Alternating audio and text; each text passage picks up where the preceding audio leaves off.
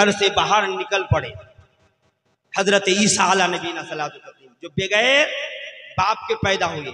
याद रखिएगा, हजरत ईसा अला नबीना सल्लल्लाहु अलैहि वसल्लम बाप नहीं थे।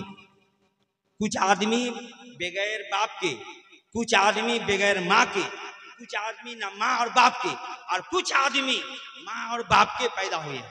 चार आदमी, चार तरह के होते हैं। हजरत ईसा अला नबीना सल्लल्लाहु अलैहि वसल्लम रब के नजरा के लिए निकल पड़े। कुछ दूर चले थे ये चटियल मैदान पे पहुंचे और बहुत बड़ा एक पत्थर खूबसूरत गोल अंडे की तरह नजर आई।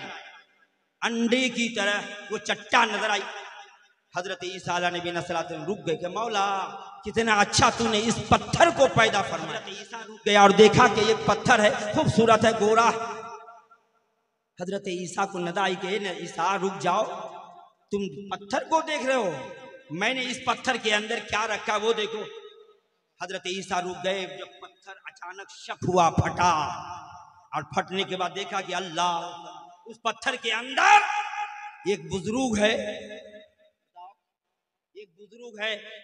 पगड़ी बांधे हुए, दाढ़ी सफेद है, हाथ में तस्बीह है, रब का जिक्र फरमा रहे, रब की तस्बीह पढ़ रहे, पत्थर के अंदर रब को याद कर रहे। हजरत ईसा ने कहा मौला तूने इससे ज्यादा बेहतर रुए जमीन पे किसी को नहीं रखा। कहे ईसा पूछो तो इस बंदे से, करीब जाओ पूछो। जब करीब गया तो कहा यहाँ आने की वजह, यहाँ आने का सबब बताओ, कैसे आए का सुन। एक मर्तबा मैंने माँ की खिदमत की, माँ ने हाथ उठाकर दुआ किया, ए अल्लाह मेरे को ना आसमान में रख, ना जमीन पर रख, ऐसी जगह पर रख जहां पर मैं देखूं और तू देखे, इसके अलावा कोई ना देखे, लेकिन तू उसे जिंदा रखना मौला। देखो माँ की दुआ। कहता माँ के अंदर कुछ भी नहीं है, कमाने चला जाता है पश्चिम, और माँ को कुछ भी नहीं ख्याल करता है। अरे बूढ़ा बूढ़ी है चलेगा, बेटा आता है वहां पे बाल बड़ा बड़ा, इतना बड़ा मोबाइल रखता है, अल्लाह समय रात भर मोबाइल देखेगा, बाल बड़ा बड़ा, हाथ में कड़ा, और उसके बाद वो कपड़ा पहनेगा जो इंसान देखता भी नहीं है, अल्लाह समझ। और आजकल बाल कैसे रखा है, ऊपर वाला हिस्सा को यूं छतरी की तरह यहाँ काट देता, यहाँ काट देता है, कितना खराब लगता है।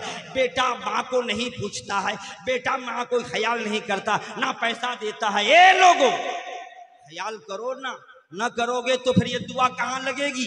माँ ने दुआ की अल्लाह मेरे इस बेटे को ना आसमान में ना जमीन में ऐसी जगह पर रख जहां पर मैं देखूं और तू और उसके अलावा कोई ना देखे। कसम खुदा की, अल्लाह ने की दुआ को सुना और कबूल कर लिया, इसीलिए मैं यहाँ हूँ। कहा कितने साल से? कहा 450 बरस हो गए। कितने साल? 450 बरस। पत्थर के अंदर भूख लगती है, एक अंगूर का दरख्त है, अंगूर खा लेता हूँ। प्यास लगती है, नहर जाती है, पानी पी लेता हूँ। जब रफी हाजत की जरूरत पड़ती कर लेता हूँ, पानी से वजू कर लेता हूँ। अल्लाह समझ, एक पत्थर के अंदर अल्लाह इतना रिज़्क़ फरमाता है। मेरे दोस्तों जिंदाबाद, इत्मीनान के साथ थोड़ी देर हजरत ईसा अला नबीना सल्लल्लाहु तस्लीम ने पूछा कि कितने साल से इस पत्थर के अंदर इबादत कर रहे हैं? कहा कि 450 बरस इबादत हो गए। का अल्लाह समझ, अब इससे बढ़कर तो कोई बंदा रुए जमीन पे नहीं मिलेगा, इतने बड़े इबादत गुजार। हजरत ईसा अला नबीना सल्लल्लाहु तस्लीम को जवाब मिला, मेरे इस बंदे से पूछो, ये तुम कह रहे हो इससे बढ़ के कोई नहीं है। सुन मैं बताता हूँ, उम्मते मुहम्मदी में एक रात आती है जिसको शबे बरअत कहते हैं। एक रात मेरे आका ने फरमाया है, हजरत उमर अबू बकर सिद्दीक इसके रावी हैं, उन्होंने फरमाया, मेरे आका ने फरमाया कूमू लैलतन निस्फ, मेरे आका ने फरमाया शाबान के आधी रात को उठो इबादत करो। इस रात में क्या मिलता है, बंदे को क्या देता, का रिज़्क़ की तकसीम। बद्दों को इस रात में कहाँ मरेगा, क्या रिस्क पाएगा, कहाँ जाएगा, किस अंदाज से खाएगा। रब ताला इसी रात में बंदों के नामे अमाल में लिख देता है। अल्लाह, इस रात में अल्लाह ने क्या फजीलत बख्शी है। कहा कि सुन, आज की रात में 15वीं शाबान की रात को बंदा जब 2 रिकात नमाज पढ़ ले तो रब ताला की तरफ से उसको ये इनाम मिलेगा कि 450 बरस की इबादत एक तरफ और 2 रिकात नमाज लैलतुल बरत के नाम से बंदा पढ़ ले उसको एक तरफ, तो 450 साल की इबादत बेकार है इन 2 रिकात नमाज। सुभान अल्लाह, सुभान अल्लाह। 450 बरस की इबादत एक तरफ और बंदे की ये 2 रिकात, आज की रात में 2 रिकात नमाज।